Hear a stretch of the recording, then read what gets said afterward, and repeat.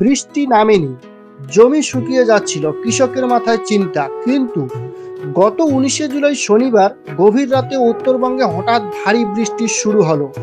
জলপাইগুড়ির ক্রান্তি ব্লকের চেংমারি, তালতলা, কড়াইবাড়ি, গোলাবাড়ি, সাহেববাড়ি সহ 4-5টি এলাকা পানি দিয়ে ভরে উঠল। এই বৃষ্টির ফলে মাঠে জমে গেল প্রয়োজনীয় পানি। এবার ধান রোপণের উপযুক্ত পরিবেশ তৈরি হলো। চাষিরা অনেক দিন ধরে বৃষ্টির অপেক্ষায় ছিলেন, এবার চাহিদা মতো পানি পাওয়া গেছে। কৃষকরা জানায় বৃষ্টি হলো, মাঠে পানি জমেছে, এবার রোপণ ভালোভাবে হবে। এই বৃষ্টির জলের ফলে জমি সেচের বোঝা কমবে, আর রাস্তা মাটি ভিজে যাওয়ার কাজও সহজ হবে। প্রকৃতি আবার হাসলো, নীল আকাশ রাতের বৃষ্টি দিয়ে কৃষকের মুখে সুখ ফিরিয়ে নিয়ে এসেছে। নতুন ধানের রোপণ শুরু হতে যাচ্ছে। আপনারা দেখতেছেন এমএস নিউজ ইন্ডিয়া। বৃষ্টিটা কেমন কাজে লাগবে আপনাদের এখানে?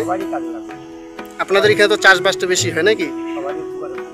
আর এখন সময়টা তো হচ্ছে ধান লাগানোর সময় নাকি?